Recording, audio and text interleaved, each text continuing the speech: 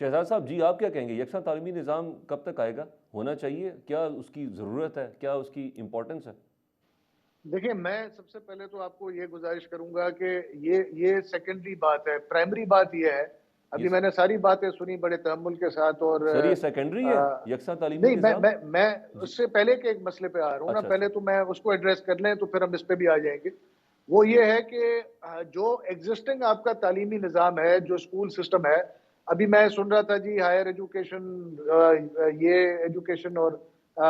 بڑے higher level پہ اور اس کو بڑے لیول پہ اچھا لے سر، کے بجائے جانا۔ اس کے ہم میں بجائے اس کے کہ میں آپ پاکستان پیپلز پارٹی کو کرٹیسائز کریں، آپ یہ نہیں بتائیں نہیں کہ نہیں نون لیگ میں جی جناب جی میں اسی پہ آ رہا ہوں نا، میں جی تو مجھے آپ موقع تو دیں گے تو میں بات تو کروں نا اپنی پوری۔ جی فرمائیں۔ آپ میں نے بھی تحمل سے سنا ہے، میں آپ کو صرف یہ کہہ رہا ہوں کہ میں اپنے علاقے کے اندر گزشتہ چند دنوں سے میں جا رہا ہوں مختلف علاقوں میں آپ کو اللہ کو حاضر ناظر جان کے، اگر آپ اپنا کیمرہ مین بھیجیں ٹھیک ہے یا ڈسٹرکٹ کا رپورٹر بھیجیں، میں اس کو لے کے جاتا ہوں، میری یہ کوئی وہ نہیں ہے میں الزام لگا رہا ہوں۔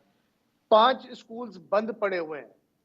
اس کے اندر کوئی نہ استاد آ رہا ہے نہ بچے اسکول جا رہے ہیں، زبو عالی کا شکار ہے اسکول، اور اس پر جو ہے فنڈز جاری ہو رہے ہیں۔ میں صرف یہ نشاندہی کر رہا ہوں کہ ہم اوپر، اور یہ جو ہم بڑی اچھی باتیں کرتے ہیں کہ جی candy and sweets and everything is very very perfect,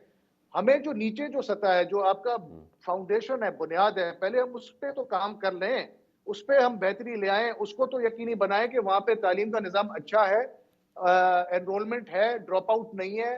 facilities وہاں دی جا رہی ہیں۔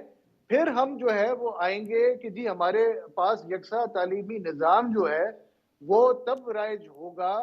جب ہمارے پاس اوپر سے نیچے پالیسی ایک ہوگی۔ 18 کانسٹیٹیوشنل امینڈمنٹ کے بعد provinces are independent, provincial autonomy ہے، ان کی اپنی پالیسی ہے۔ ٹھیک ہے۔